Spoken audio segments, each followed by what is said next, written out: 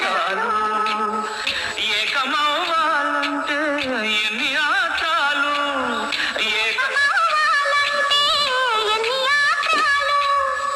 ఏకమైన చోట వేద మంత్రాలు ఏకమైన చోట వేద మంత్రాలు సీతమ్మ అందాలు రామయ్య గొత్తాలు